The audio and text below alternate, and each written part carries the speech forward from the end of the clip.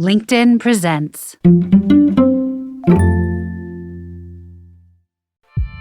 I'm Caleb Bissinger, and this is The Next Big Idea. Today, happy 4th of July.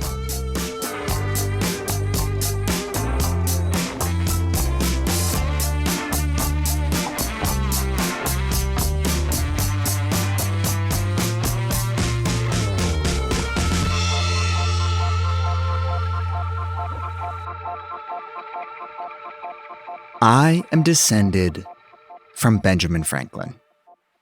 I know what you're thinking. You're thinking, whoa, Ben Franklin, founding father, lightning tamer, inventor, humorist, diplomat? No relation. I'm talking about my grandfather, Benjamin Franklin MacDonald, who was born not in 1706, but 1930, and who didn't invent bifocals. He wore them. To tell you the truth, I always felt kind of bad for my grandfather, having to go through life with that famous namesake. Not because it set a high bar, but because I always sort of thought of Ben Franklin as a little bit of a doofus. Why? Because I grew up in Philadelphia, a city that has embraced Ben as its patron saint, but in the process, somehow managed to demote him from hero to mascot. We have Gritty, we have the Philly Fanatic, and we have Ben. True story, I once saw one of the city's Franklin impersonators dressed in full colonial getup. I'm talking powdered wig, knee-length breeches, at the gas station, filling up his Honda Civic. This was the guy my grandfather is named after? Oof. But something happened recently that made me change that to a I knew we had an unfilled interview slot for today's episode, July 4th. And I thought, wouldn't it be fun to have a conversation that has an Independence Day theme? So I went hunting in the database where we keep track of hundreds of new books, and one of them caught my eye. It's called Ben and Me, In Search of a Founder's Formula for a Long and Useful Life. And it's by Eric Weiner. I'm a fan of Eric's last two books, both New York Times bestsellers. The Geography of Genius, which our friend Dan Pink called witty, informative, and compulsively readable, and The Geography of Bliss, which Apple TV Plus recently turned into a docuseries. And so I thought, hey, let me give Ben and Me a try. And man, I'm glad I did. For one thing, the book showed me just how wrong I was about Benjamin Franklin. I'd always sort of pictured the American Revolution as a rom-com, where Washington and Jefferson were the heartthrobs and Franklin was just their funny best friend. And I was right in that Franklin was definitely funny, but otherwise I had completely miscast him. He was every bit the leading man. In fact, his life was so dramatic, so chock full of incident and intrigue, that he was more like several leading men rolled into one. Franklin was a printer, publisher, satirist, scientist, philanthropist, humorist, diplomat, inventor, legislator, meteorologist, memoirist, postmaster, editor, traveler, debunker, and enthusiast. That's Eric Weiner, author of Ben and Me. He invented the lightning rod, bifocals, a new kind of stove, the matching grant. In Philadelphia, he founded many of the civic organizations we now take for granted. Public libraries, hospitals, volunteer fire departments, neighborhood watches. He was at once practical and visionary, a rare combination. You can hear in Eric's voice his admiration for the man. So it may surprise you to learn that, like me, Eric only recently joined the Franklin fan club. Unlike me, whose newfound Franklin fondness is about a week old and was mostly nurtured sitting on my couch binge reading books, Eric actually went out into the world. He followed in Ben's footsteps, from Philadelphia to Boston, London, and France. He stripped off his clothes and gave himself electrical shocks, all in the service of understanding not only who Ben was, but what lessons we can learn from him today. Benjamin Franklin is sometimes called America's first self-help guru. Eric wanted to know, does Ben's advice actually help? So here's what we're going to do today. First, We're going to talk about this book, Ben and Me. How did it come to be? How did Eric land on Franklin as a subject? Are dudes from the 18th century actually good people on whom to model your life? Then we're going to tell, in abridged form, the story of Ben Franklin. How he went from rags to riches, became America's first entrepreneur, first media mogul, and later the nation's first celebrity. We'll talk about Franklin's remarkable role in crafting the Declaration of Independence, the document that today's holiday celebrates. And Eric will explain why the revolution probably would have failed without Ben. And then, at the end, we'll get into the life advice stuff. What did Eric learn living by Ben's example? Has it changed his life? Could it change yours? All that and more after a quick break.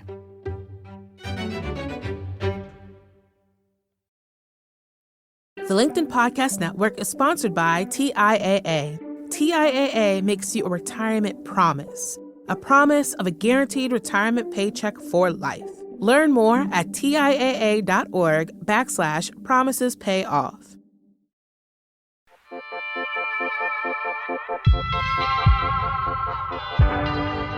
Eric Weiner, welcome to The Next Big Idea.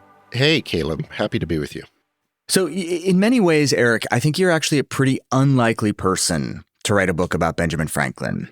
You are not a historian by training. You're not a biographer. You're a former business reporter, actually. You're American, but you have a lifelong love of Canada. You say you can actually list most of the Canadian prime ministers, and you are one of the few who enjoys the taste of Tim Hortons coffee. I do. So what brought you to Ben Franklin? It was really accidental, and I think that's how all books come about, through serendipitous means. It was a few years ago, mid-pandemic, and I was emailing back and forth with my editor, casting about for a book I could do that did not involve too much travel, because that's my usual modus operandi.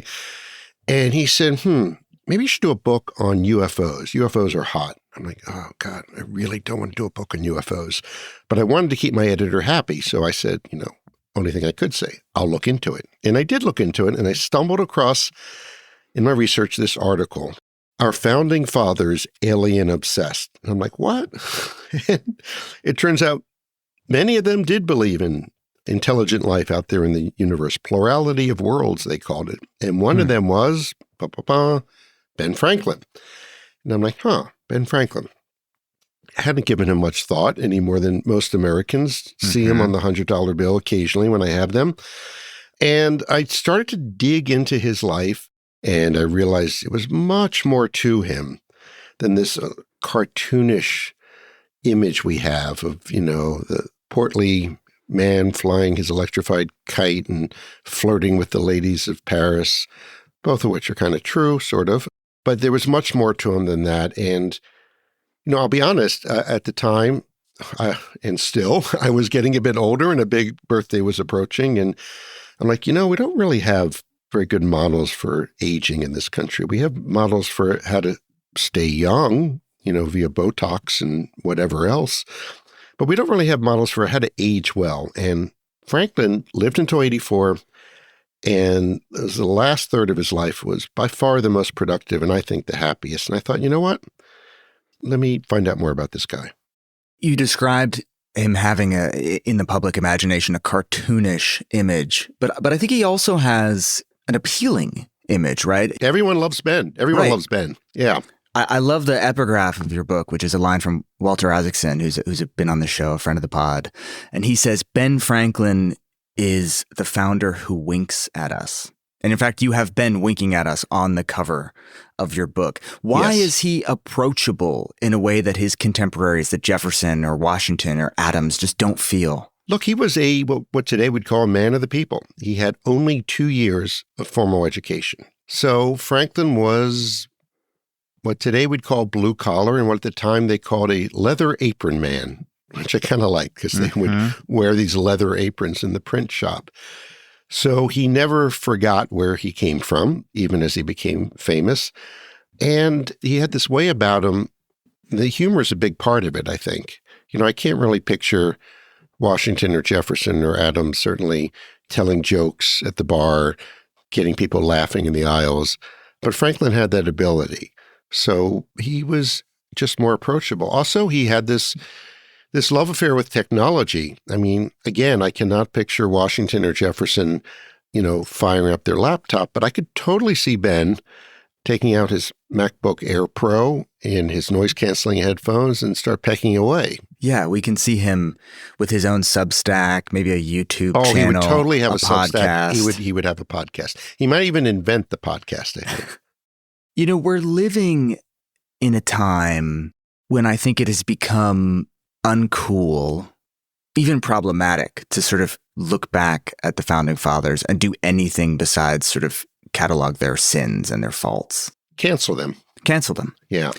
This is not a project of canceling Ben Franklin. This is a project of celebrating Ben Franklin and actually looking to him and trying to figure out what we can 300 years plus after his birth, what we can continue to learn from him. Right. I mean, there's that famous saying that those who forget the past are doomed to repeat it. Mm-hmm. Makes the past sound like a giant pothole on I-95 that you really have to avoid at all costs, unless you get sucked into it. But what about the good stuff? If we're just going to decide that the past is this bad thing that happened that we must avoid, we're forgetting the lessons from the past. And I think we need myths in order to thrive as a culture. All cultures have myths, which are not just falsehoods, they're stories that you tell yourself. And those are historically rooted. And I think what we need to do with the founders is to re-mythologize them in a more honest way, looking at their flaws, and perhaps finding new aspects of them worthy of celebrating. Well, let's do a little re-mythologizing of Ben Franklin. So let's start at the beginning, right? He's born in 1706 in Boston. Mm-hmm. His father's an immigrant. His father's a candle and soap maker. Well, what else do listeners need to know about young Ben? So it's a big family. There are at least 15 kids in the family. He's the youngest son of 10 sons, and they're living in a small 2-room house in Boston. They're not wealthy at all, but it was not a terrible place for young Ben to grow up. It was certainly better than England, because had his father Josiah not come over in the late 17th century from England, I don't think we would know the name Ben Franklin, and I wouldn't be speaking to you right now about him because he wouldn't be famous. The U.S. was the California of its time, where you could go out there, go west, and make something of yourself, and it presented Franklin with opportunities. But Boston was not 100% his cup of tea at all. I mean, it was a religiously based city, like not quite a theocracy, but almost. And it was not what I call his soul place. That would be someplace else. It's interesting. Yeah, it's not his cup of tea in part because of how strong the religious influence is. That's a key bit of tension, I think, in early Franklin's life, right? His father wants him to go to Harvard and eventually go into the ministry. Right. And at quite a young age, Franklin suggests that that's not going to be the right path for him, is it? To tell that story. Saucy and provoking, as he puts it, and he would say kind of smart-ass things like, "Dad, I see, every time we have a meal, you bless it. Why don't you just bless the whole food in our pantry first and it'll be more efficient that way, And his father, I think, realized, no, this kid's not going to join the clergy. And he wasn't. And he disliked the church as an institution. He was not a regular churchgoer at all. But I wouldn't say he was an atheist. I mean, he believed in what he called powerful goodness, which I think is a wonderful term. Yeah. Powerful goodness. That's a God I could worship. His father is thinking young Ben is going to go into the clergy. That doesn't work out. His father pulls him out of school. You say that's the best thing that could have happened to him. Why is that the case? First of all, he would have been a terrible minister. I think he would have been a flamethrower at Harvard. And because his formal education ended at age 10, he had to create the School of Ben. I like that, the School of Ben. And the School of Ben, the teachers were Aristotle and Plato, basically books, John Bunyan, others. He made the book his university. And I say in the book, and I'll stand by it, that if a book can save someone's life, it saved Benjamin Franklin's. Do you think, too, the end of his formal education at such a young age and his enrollment in the School of Ben rather than Harvard University, there's something kind of wonderfully anti-intellectual about Ben Franklin. Like he kind of looks askance at this sort of haughty snobbiness of like the Latin and Greek. He always thought that was pretentious. People throwing in Latin and Greek phrases, and he was very good at cutting people down to size. And that feels so American, right? Doesn't it? Well, there's a reason it feels American, because many historians consider him the first American. So when you say something like that seems so American, it's not like, oh, wow, Ben Franklin, what a coincidence, he's so American. He was the prototype. And he wrote about this, how he favored brevity and simplicity in writing. That kind of set him apart from the time when being long-winded was considered a positive trait. Yeah. So he's a voracious reader and a lover of books. Does that lead him into the print trade? It seems like a natural extension, doesn't it? And the thing is about the printing trade back then is, and I was thinking about this, how today you're either a desk person or a non-desk person. I mean, you're probably a desk person like me, right? We're not out there, filling potholes. No. We're not. We have no leather apron. I don't think either of us has a leather apron. Yeah. Right. So if you're a journalist and a writer today, you're not. It's nothing particularly physical about the job. But in Franklin's time, it was very physical, because printing and publishing were the same thing. I mean, basically, like his brother had a newspaper, and his brother was the publisher and the editor and the writer and the printer, and then you would print it. And these were heavy devices, printing presses. I mean, lead balls that weighed 40 pounds each, and it took a lot of muscle. And I thought, wow, that's something that we're missing, this sort of combination of physical and mental activity rolled into one.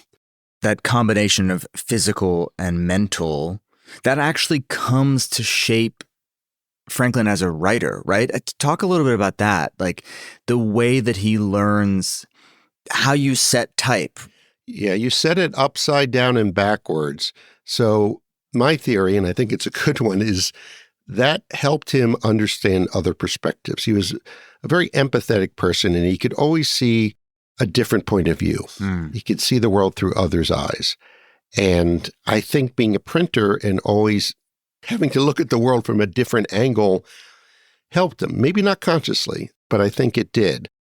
All right, let's just do a quick race through the timeline. He becomes an apprentice to his brother, who has a printing press. Right. It goes well for a while. He learns the trade. He's writing under a pseudonym, starts contributing to his brother's newspaper and getting some secret. His brother doesn't know. His brother doesn't know about that. But ultimately, it's not a good relationship, right? His brother is abusive, beats him. And despite the fact that as an apprentice, you're basically an indentured servant, you have to work for some number of years, no pay. And it's a legally binding contract. It was, yeah. Franklin says, enough with this. He takes off. He leaves Boston. He goes first to New York, then to Philadelphia, and arrives basically as a fugitive, right? Because he's left this apprenticeship early. That was a pretty good summation. Ben Franklin's early years in 90 seconds. I like that. That was good. That's exactly right. And it's, roughly 1722, 23. He's got nothing. Okay. He's got literally 2 cents on him and some extra clothes stuffed in his pocket. He didn't even have a backpack or a shoulder bag or anything. And as he tells us in his autobiography, so take it with half a grain of salt, arriving in Philadelphia was like arriving in the promised land. So here is this place where, yes, he's a fugitive on the run from the law, and nobody cares. It was the kind of place where people did not ask, what's your name? Where are you from? Who's your family? They just asked, what can you do? It was a wide open place, and it turns out it was his soul place, as I call it. It was the place for him. He needed Philadelphia, and just as equally, Philadelphia needed Ben Franklin. He eventually builds himself up to be maybe the first great American media mogul, right? He's got... He publishes the first novel in America. Right. He has his own newspaper. Pennsylvania He Gazette. Publishes a best-selling almanac that sells better than the Bible. No, not better, almost as well. Almost as well. Right. Okay. You do not want to sell better than the Bible. That's bad. You're bad form. And he's franchising his printing presses all throughout the colonies. Yep. He's this media mogul, and then does this remarkable thing, to me at least. He retires in his early 40s and turns his focus to his other great love, which is tinkering and science. Philosophical amusements, he called it, but philosophy then included science. So talk about Franklin's philosophical amusements. Excavate that part of his character. So he's retired and he's got cash flow coming in, and he becomes interested in electricity. And the way he does is he goes to a performance, and that's what it was really, he's visiting Boston. And they didn't really understand electricity, but they understood enough to use static electricity and make, there was a trick called the Venus electrifata where, they would electrify a young woman and then have a man from an audience come up and kiss her and he would receive a shock and everyone laughed, ha ha. But Franklin watched this and he took it seriously and he thought there's something here. And he started playing around with it. And it was all trial and error. There was no guidebook to guide him. And he's seen as a tinkerer, but he made some serious scientific discoveries when it came to electricity. And the main one is conservation of charge. So before Franklin comes along, scientists, such as they were, believed there were two completely separate kinds of electricity. They were just separate, had nothing to do with each other. Franklin comes along and says, no, they're of a piece. They're one, either in a positive state or a negative state, but there's only one electricity. Of course, he was right. That was a sort of theoretical advancement. And the practical one, because he always turned to the practical, was the lightning rod. And let's talk about the lightning rod, actually. I, to be honest, until reading your book, I didn't understand what that was and how revolutionary it was, right? I had that, we talked about the caricature of Franklin earlier, and I had the caricature of Ben Franklin in a rainstorm with a kite and a key and blah, blah, blah. But talk about what the lightning rod did both scientifically and then also for Ben's reputation. Okay, so first of all, at the time, lightning and thunder were just scary stuff. I mean, people considered it demonic. They considered it the wrath of God. And it was so random that you could be just struck down. And people had theorized that the electricity that Franklin could create in his laboratory and lightning were the same. They were both electricity. Franklin designs an experiment to prove it. And it proves true. Ended up, for him, being the kite experiment, that yes, lightning and electricity in the lab, they are one and the same. And then he decides that the way to conquer lightning is not to vanquish it, but to distract it. The lightning rod is a great distraction when you think about it. It's like, hey, over here, and the lightning strikes and you're spared. I think it's in a way like a very Franklinian invention in that it's non-confrontational, but it's very clever and it does the job. And soon lightning rods are cropping up at Pennsylvania State House. Thomas Jefferson puts one up in Monticello in Virginia. And the Europeans are just all gaga over Franklin. The British, but especially the French. They just see him as this modern Prometheus, as just someone who's brilliant. His correspondence with his British friend are published in a pamphlet or a book, whatever you want to call it. And he becomes famous. And he is, don't forget, no other American is famous at this time. Right. And if there was no Revolutionary War, it never happened, Ben Franklin would be the only founder we still know about today. The rest would have been nobodies. Yeah, he was our first media mogul. He was our first Kardashian.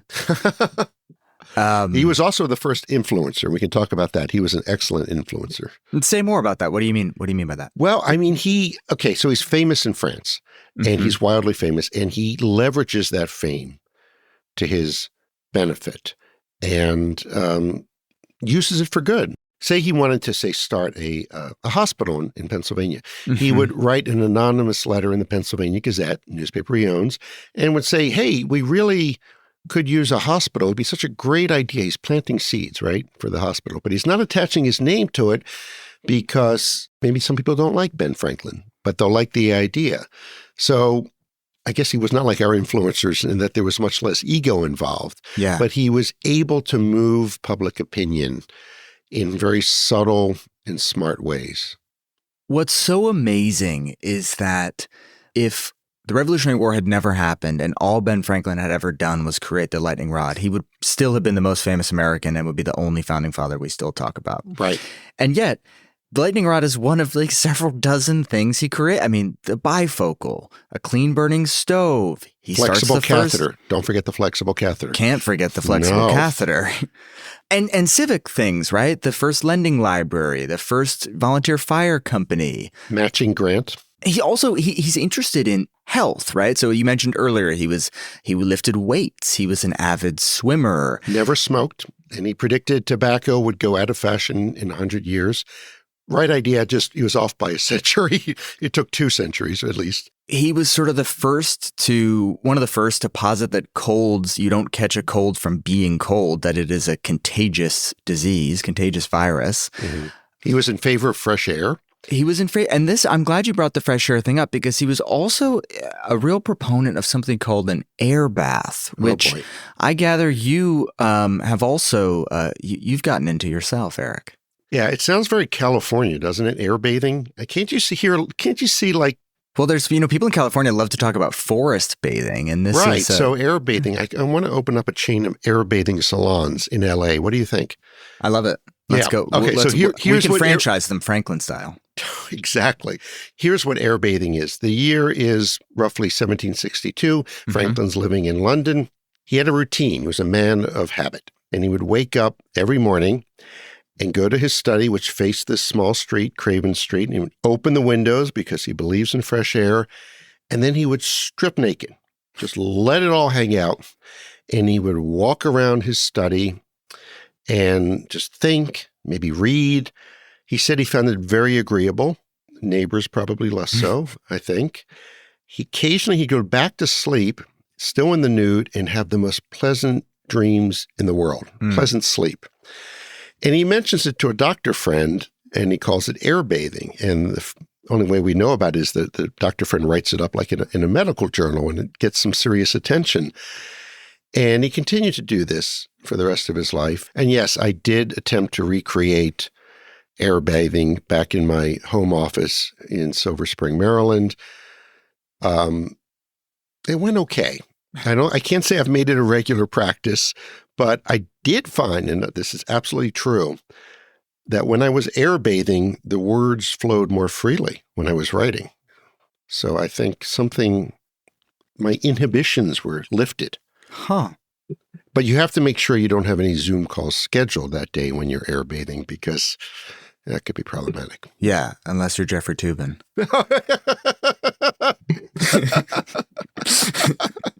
Oh, the poor man. This is the thing. He's back, though. I think he's back, by the way. I should be back. I felt sorry for him because I feel like we're all, whatever it is, we've all got something that, there, but for the grace of God go I. But that was an errata in his. That was totally an errata. But this is the problem is, and we could talk about this, is the world's less forgiving of errata today. Yeah.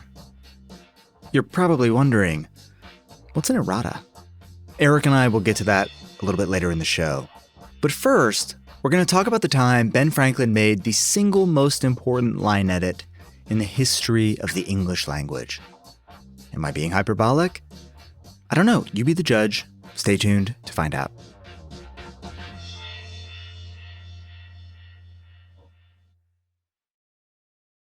The LinkedIn Podcast Network is sponsored by TIAA. In the last 100 years, we've seen financial markets swing, new currencies come and go, decades of savings lost in days, all showing that a retirement plan without a guarantee, quite simply, isn't enough. So more than a retirement plan, TIAA makes you a retirement promise. A promise of a guaranteed retirement paycheck for life. A promise that pays off. Learn more at TIAA.org/promisespayoff. From LinkedIn News, I'm Jessie Hempel, host of the Hello Monday podcast. In my 20s, I knew what career success looked like. In midlife, it's not that simple. Work is changing, we're changing, and there's no guidebook for how to make sense of it. So come figure it out with me on the Hello Monday podcast. I've been a journalist for 2 decades, writing cover stories for Business Week, Fortune, and Wired. And now, every Monday, I bring you conversations with people who are thinking deeply about work and where it fits into our lives. Like Microsoft CEO Satya Nadella on growth mindsets, the learn-it-all does better than the know-it-all. Or NYU professor Scott Galloway on choosing a career. I think the worst advice you can give a kid is follow your passion. Or MacArthur Genius winner Angela Duckworth on talent versus grit. Your long-term effort and your long-term commitment are surprisingly important. Each episode delivers pragmatic advice for right now. Listen to Hello Monday with me, Jessie Hempel, on the LinkedIn Podcast Network or wherever you get your podcasts.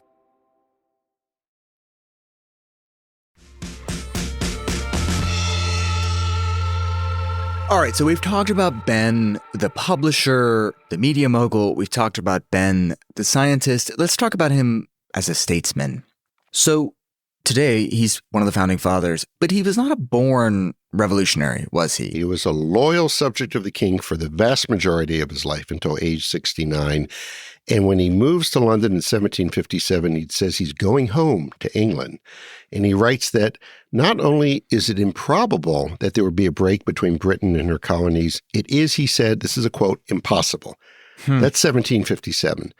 17, 18 years later, he's a rebel. Yeah. So something happened, obviously. What happens? Can you pinpoint for us the moment? So it's like the line from, I believe it's The Sun Also Rises by Hemingway when he asks, how did you go bankrupt? 2 ways. First, very slowly, then very quickly. Same thing with Franklin. How did he become a rebel? First, very slowly. He's trying to hold things together. And then very quickly. And the quickly was a moment in, I believe it was January of 1774. He's called before something called the cockpit, where the king's cabinet meets in Whitehall. And Franklin walks into an ambush. There was a man named Wedderburn, the king's solicitor general, who just leans into Franklin and calls him a dishonest man, the prime conductor of all the troubles between Britain and her colonies. And Franklin just sits there, or stands there actually, poker-faced, doesn't defend himself, and doesn't show any emotion. And the story, possibly apocryphal, is afterwards he walks up to Wedderburn, Franklin does, and says, I will make your king a very little king, a small man. Don't know whether that's true, but what we do know is that Franklin walked into that room a disillusioned but still British subject, and he walked out an American rebel. Wow. And that was 1774. Right. He goes back to Philadelphia. And by this point, revolutionary sentiment has spread through the colonies. Well, the war has started. We've had Lexington and Concord. While he's at sea, the shot heard round the world is fired, and he returns to Philadelphia to find a nation at war. And let's talk about that nation going to war, and let's talk about the Declaration of Independence. This is another wonderful piece of the Franklin story. So there's this apocryphal tale that the delegates at the Second Constitutional Congress considered asking Franklin, because he was the elder statesman, right? I mean, he was twice as old as these guys. And a writer, publisher, made total sense. Exactly. Let's ask him to write the Declaration of Independence. And then they thought, you know what? He'll probably try to get a joke in there. Maybe we should have Jefferson do it instead. Right. He's much less funny. I love that story. As you say, probably apocryphal, but it sounds like the kind of thing that Ben would do. Totally. And he ended up playing a role, though, in the Declaration of Independence. He was on a small editing committee, basically to edit the draft. And the original draft, Jefferson's draft, said, we hold these truths to be sacred and undeniable. And Franklin takes his red pen and goes, through there. It says, we hold these truths to be self-evident. And that is, of course, the version we know today. It might seem like a small change, a little more concise, but I think it's meaningful. I think it's very important. Yeah, and say more about that. Right. It wasn't just about euphony. It was, what did he mean by self-evident, and why did he make that change? We hold these truths to be sacred, meaning they're bestowed by God. They're religious, okay? But self-evident was very much a term in the air, and it came from John Locke, an English philosopher who's sort of the intellectual godfather of the American Revolution. And according to Locke, a self-evident truth is one that you don't even have to prove. It's just so obvious. And it might be something simple like 2 + 2 = 4. It might be that I love my daughter. It's self-evident to me. I don't have to prove it to you. And it's beyond proof in a way. What Franklin and later Jefferson were saying is that, this life, liberty, and the pursuit of happiness, these rights are not sacred. They are self-evident as the sky is blue. It's taking a good 17th century idea and bringing it into the age of enlightenment, where reason is becoming more dominant than faith. It occurs to me that in that single edit, we see all these different Bens showing up, right? We see the young Ben who bristled at the religious nature of the Boston where he grew up. We see Ben, the printer, who learned the craft of editing and concision and the beauty of language. We see Ben, the scholar and the philosopher who felt this need to learn and understand everything he possibly could. And Ben, the empiricist, that we learn through experience, and truths are self-evident to us. You don't have to get them through a book, holy or otherwise. Yeah. I had not made that connection, but you're absolutely right that he brought his full self to that edit, as he did to a lot of things. He was not a compartmentalized person. And partly that's because he lived in non-compartmentalized times.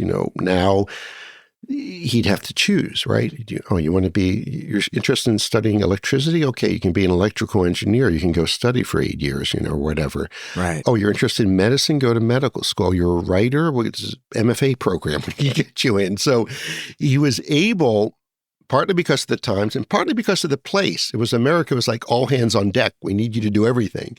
And so I think it allowed him to engage in what I call analogous thinking. I'll give you an example. Yeah. So he's doing his electrical experiments, and there's no great terminology for electricity at the time. Everyone's kind of winging it. But when he discovers there's just one kind of electricity, he then comes up with the positive, negative charge. Comes up with the term battery, conductor. These are all his terms, which we still use today. So he took one field, really economics, business, bookkeeping even, and applied it to a wholly different one, electrical science. And he was able to take the conceptual thinking from one field and apply it to the specifics of another field. And we've lost that today, I think, because, if you're trained as a medical doctor, you're trained to think like a doctor, whatever that means, not to think like an engineer, like a philosopher, like an artist. But there's probably elements of artistic thinking that would make a doctor a better doctor, if you know what I mean. Yeah. Today, it's so hard to be a polymath because everything requires such intense specialization. Right. But when you have that rare person like William Carlos Williams, who's both a physician and a poet, we're so shocked by them. God and yet damn it him. seems... Can't you? I've got a friend, Manil Sori, who lives right down the road. He is a PhD in mathematics, teaches at the University of Maryland, brilliant mathematician, and he's also a novelist, and a damn good one. And I'm like, God damn it, Manil, can you just choose one? Because pick a lane. Right. I can barely do this writing thing, and now doing advanced level PhD math. So yeah, there's still a few people like that. But it was so much more commonplace, I think, in Ben's. It was more common. It was more possible. As I say in the book, that the age of enlightenment was also the age of the amateur, that, anybody, you didn't need a degree to study electrical science. You didn't need that much equipment either. You just need a few things and your wits and your guts and some courage, because he nearly died at one point when he was electrocuted during an experiment gone wrong. It was pretty dangerous, actually. We have this cute image, he's flying his kite. I mean, could have been killed in that experiment and in others. So he makes this tremendous edit to the Declaration of Independence. War is underway. Ben ends up going to France as the sort of first U.S. ambassador to France. He's got an important diplomatic mission, which we'll talk about. But he's 70 years old, too. Let's point that out. Yeah. Why send Ben? Because of what we talked about earlier, his influencer status. Members of the Continental Congress, they knew that Franklin was famous in Europe and especially France. They'd actually sent a more junior person first, and that just didn't work out. And they're like, we need a heavy hitter. And they didn't get any heavier, so to speak, than Franklin. Yeah. And And he also knew the French. He'd been there before. He could read French. He spoke passable, fractured, conversational-ish French, I would say. He could get by with the language. And he was a charmer. There's one scholar who says that the skills that made Franklin such a wonderful flirt also made him a great diplomat. And I think that's true. So they sensed all this, so they knew he was the man to send to France. And there's always been these rumors that he was not just a charmer, not just a flirt, but perhaps a little bit naughty, shall we say, in France. Where do you come down on that? He definitely was a flirt, a tremendous flirt in France. What we don't know is if it went beyond that. Keep in mind, he's 70 years old. He's suffering from the gout, kidney stones, psoriasis, God knows what else. So whether he was really up for more than flirtation, we don't know. We'll never know. There were no paparazzi back then.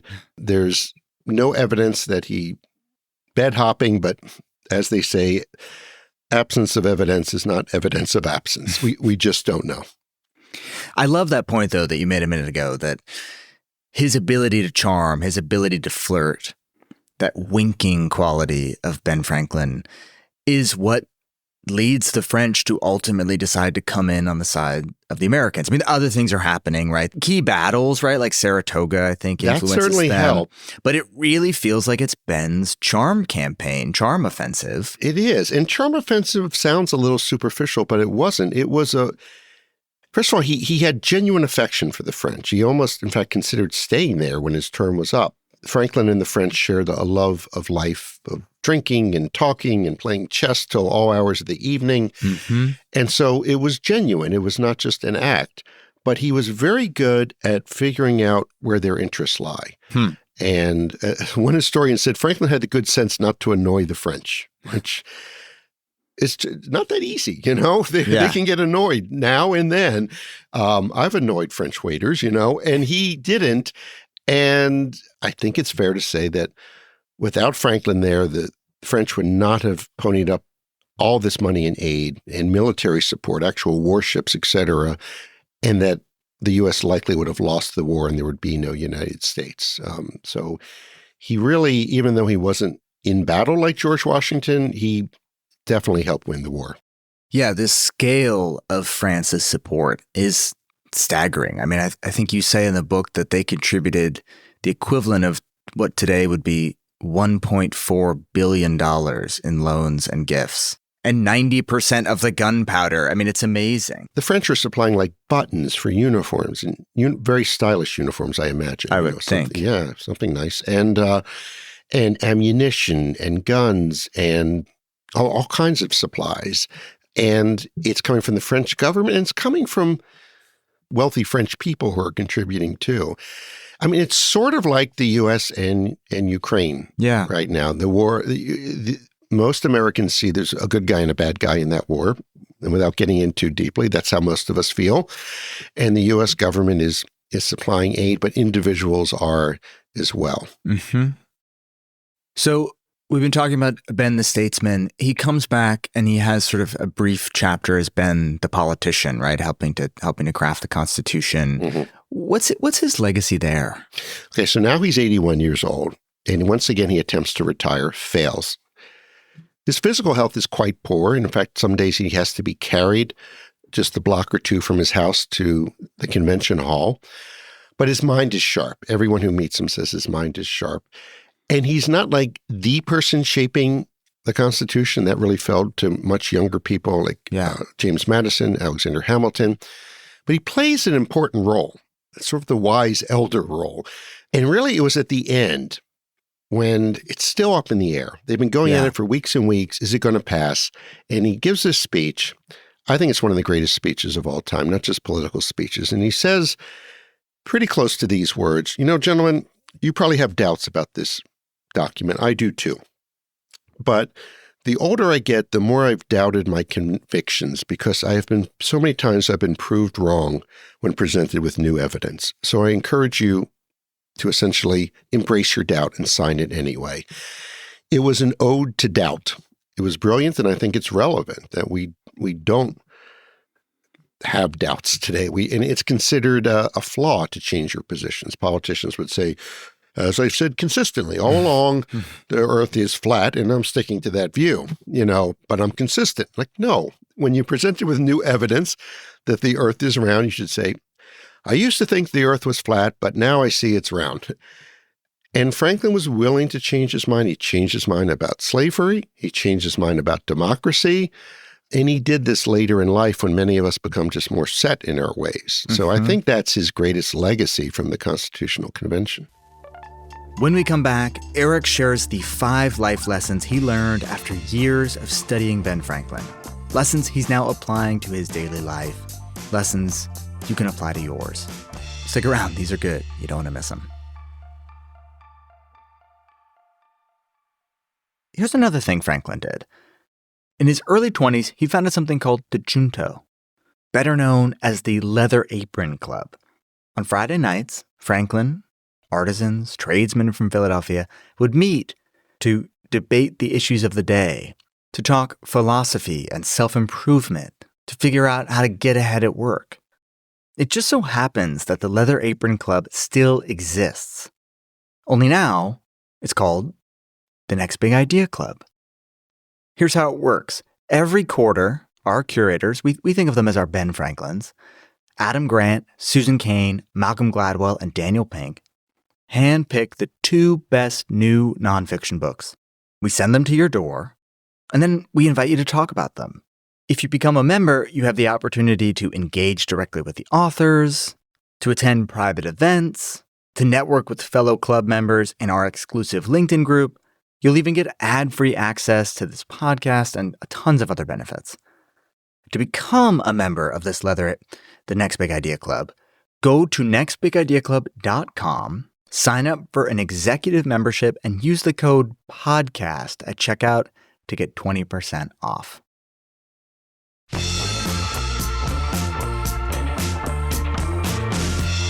Okay, I think it's time to talk about you a little bit, Eric. Uh-oh. Well, it is Ben and me. Yeah, there we go. Right. It's right there in the title. You can't avoid it. Okay. Franklin was an avid list maker. He loved making lists.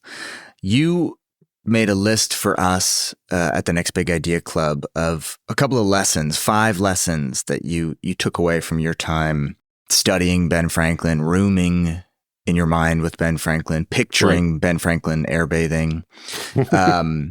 I want to talk through them because I think it's a really great summary of how Ben's life can influence today. Life lessons from Ben Franklin for 300. Let's go. All right. First, you say bracket your day with 2 essential questions. That's what Ben did. He began every day with this question: what good shall I do this day? And ended every day with this question: what good have I done today? And I've begun to do this, not every day, but many days. I think it's a good reminder of why we're here. Let's do some good. He would begin and end the day with these questions. He also had this list of 13 virtues that he believed in, things like silence and temperance. And he had a little pocket notebook where he would sort of give himself a demerit if he strayed from one of those virtues. And I think you were able to find a replica of one of these notebooks and set yourself the same task. Yes, I ordered it through the artofmanliness.com, which is a really testosterone-heavy website. And they have a pretty much exact replica, leather-bound. It's very nice, actually. And I tried it. I thought I would focus on one virtue that I particularly struggle with, which is silence. So I tried for a week to stick to that virtue of silence, just not complete silence, but talking less. And every time I was talked too much, I would mark it. And I made it about 3 or 4 days into the week before I abandoned the whole effort because it just wasn't going anywhere. And spoiler alert, Franklin also failed at his attempt at, he called it moral perfection. But he says, and I think this is true, that he still got something out of it. He had improved his hand. Like he compares himself to a scribe trying to imitate the great master calligraphers. And I became, during the exercise, aware of exactly when it is that I engage in this excessive verbiage. And it's usually when I'm anxious. It's like my go-to. Some people get quiet when they're anxious. I get talkative and I start just blathering and talking. And I think that awareness is a good step toward ultimately engaging more with silence. Just giving you a little silence there. I was wondering what was going on. Okay. Okay. The next thing you learned from Franklin, be a genuine fake. Tell me, what does that mean? So Franklin, as we discussed, wrote under many pseudonyms. You know, he wrote as the King of Prussia, as a single mother of 5. He wrote as an enslaved Black person. He wrote as an Algerian emir. He even wrote as his own gout, believe it or not. And so some people would say, in fact, in his time, John Adams, who didn't care for Franklin, called him the old conjurer. You never knew who he was, you know. So we might come to the conclusion that Franklin was inauthentic or even a fraud. I think he was a genuine fake. The term comes from Alan Watts, 1960s philosopher, and I quite like it. And genuine fakes are not con artists, they're not deluded. They inhabit these other roles so fully that there's no distance between them and the role, between the mask and the face. And Franklin did that. He lived in what I call an as-if life. He thought if you lived your life as if you were a good person, eventually you would become a good person. Call it a fake it until you make it philosophy, whatever. In his almanac, he said, what you would seem to be really. To me, that says genuine fake. I'm trying to be nice to Caleb, but I'm trying so hard to be nice to him that eventually I'm just nice to you. Well, I would prefer that you be nice to me than be angry at me, which brings us to your next Franklin life lesson, your anger. Very smooth transition, by the way. Thank you. Yeah. Redirect your anger. Talk to me about that. We don't picture, we picture Ben as this cherubic, cheerful guy, but he had some anger problems. He got angry. Everyone gets angry. But Franklin, unlike today, he would not subscribe to our current philosophy of, if you're angry, just let it out, express it, let that person know you're angry with them. No, he didn't think that was a good idea. So he developed various techniques over the course of his life to diffuse his anger, to redirect it. One was exercise. He would lift weights, go swimming. Another was he would write what I call placebo letters. He'd get angry at someone. He'd write a really pissed off, angry letter to them. And before hitting the send button, metaphorically speaking, he would wait 24 hours before mailing it. And after those 24 hours, 9 times out of 10, he would feel no need to mail the placebo letter. His anger had been diffused, the storm had passed. And I think it's a good practice today with email. You know, you're really angry, just wait 24 hours, no harm, and see how you feel in 24 hours. And so are you doing that? Have you started sending placebo emails?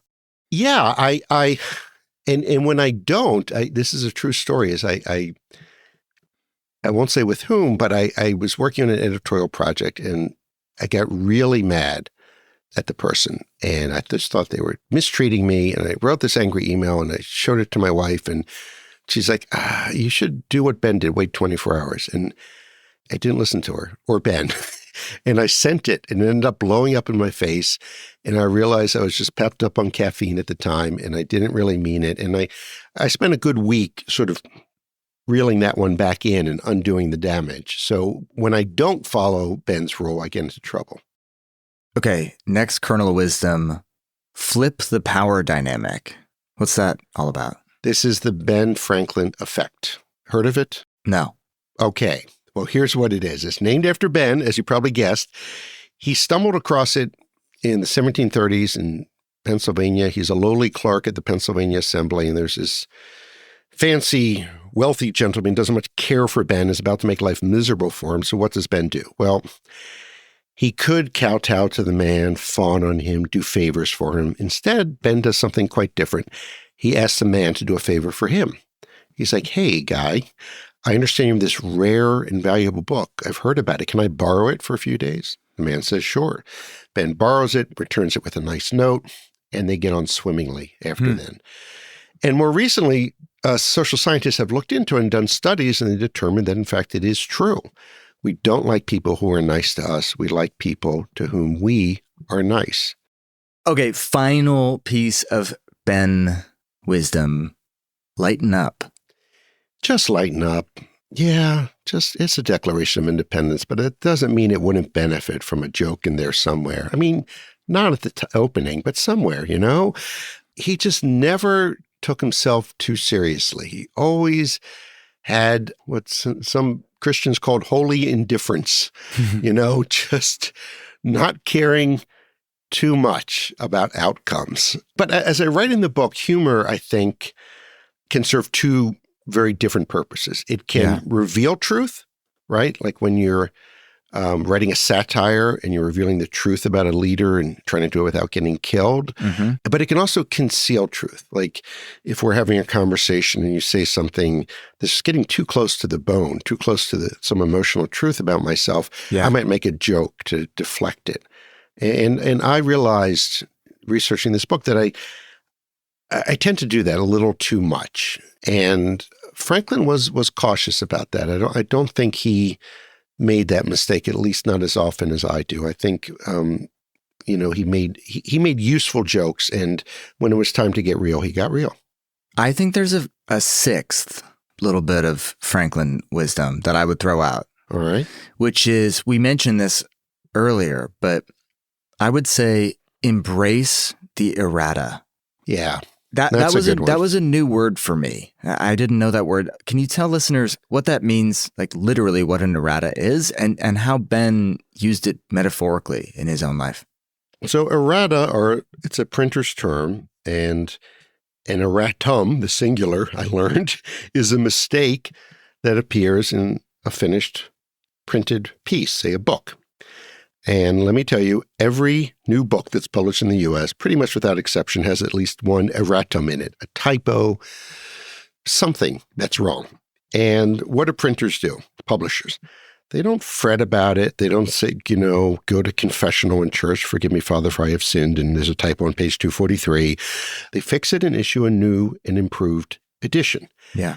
And so Franklin applied this to most, not all, of the mistakes in his life. Often these were relationship mistakes, someone he cheated, someone he wasn't nice to. Mm-hmm.